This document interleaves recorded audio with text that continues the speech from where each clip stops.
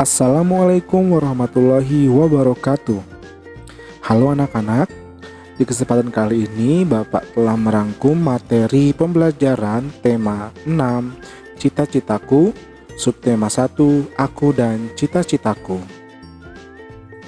Apakah kamu pernah membayangkan akan menjadi seorang apa di kemudian hari?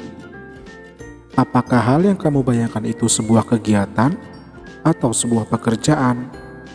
Apakah kamu pernah membayangkan kelak akan mengajar, menjadi seorang pilot, arsitek, dokter hewan, atau pekerja seni? Sekarang perhatikanlah gambar di bawah ini. Gambar ini adalah gambar seorang guru. Kegiatan utamanya adalah mengajar, mendidik, melatih, dan mengevaluasi peserta didik. Gambar kedua adalah gambar seorang arsitek. Kegiatan utamanya adalah merancang dan merencanakan konstruksi bangunan. Gambar yang ketiga adalah gambar dokter hewan, sehingga kegiatan utamanya adalah mengobati dan merawat hewan yang sakit.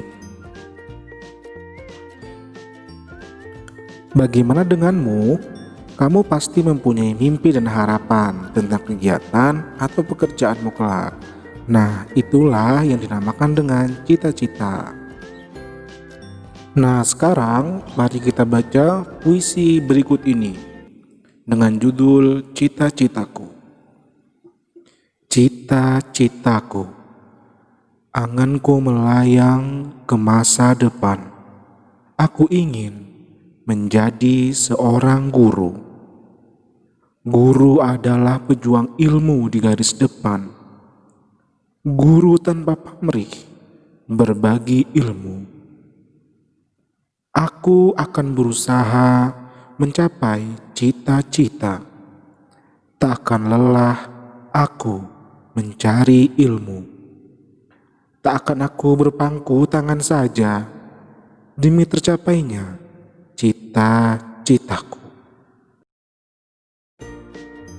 Nah, setelah membaca puisi tersebut, apakah kamu tahu apakah pengertian dari puisi?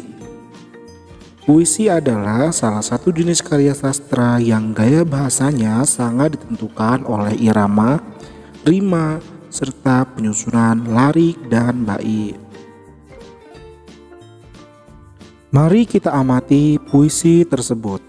Yang pertama, puisi tersebut terdiri atas kumpulan kata-kata yang tersusun menjadi baris-baris. Yang kedua, baris-baris tersebut terkumpul menjadi dua bagian, yaitu bait pertama dan bait kedua. Yang ketiga, terdapat bunyi vokal dari kata terakhir setiap baris, yaitu bunyi vokal A, U pada baris pertama dan A, U pada bait kedua. Puisi terdiri atas bagian-bagian yang merupakan kumpulan kata-kata yang disebut baris puisi. Baris-baris puisi terkumpul menjadi bagian-bagian yang disebut bait puisi, seperti pada gambar. Nah, sekarang coba perhatikan gambar berikut ini.